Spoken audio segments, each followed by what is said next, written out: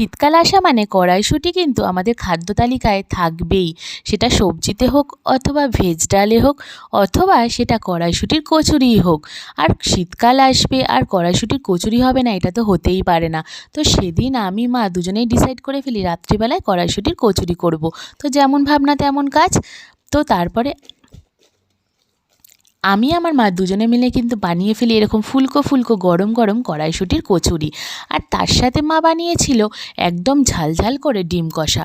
আমার তো খুব ভাল লাগে এরকম লুচি জাতীয় জিনিস, আর এরকম কড়াইশুঁটির কচুরি হলে তো উফ, আর কোনো কথাই নেই। আমার তো সেরা লাগে খেতে। আর মাঝে মধ্যে এরকম খাবার কিন্তু খাওয়াই যায়। জানি এটা খুব একটা হেলদি না হলেও কিন্তু হ্যাঁ, মাঝে মাঝে খেলে কিন্তু কোনো দোষ নেই। আর খাদ্যরসিক মানুষ বলে কথা, তো অবশ্যই এগুলো ভালো তো লাগবেই। আর আমরা বাঙালির ঘরে এই খাবারগুলো না হলে কি আর জমে বলো। আর শীতকাল মানে এইসব কচুরি লুচি এইসব খেতে কিন্তু ভীষণ ভালো লাগে, আর আমার তো ভীষণ প্রিয় খাবার। তোমাদের কার কার এরকম ভালো লাগে কড়াইশুঁটির কচুরি আর সাথে ডিম কষা খেতে, অবশ্যই কমেন্টে জানিও। আর আমার ভিডিওটা কেমন লাগলো সেটাও জানাতে ভুলো না।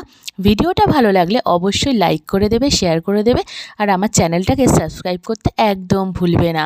আর আমি আরও এরকম নতুন নতুন অনেক ভিডিও নিয়ে আসবো তোমাদের জন্য। আজকের জন্য বাই, খেতে থাকো, সুস্থ থাকো।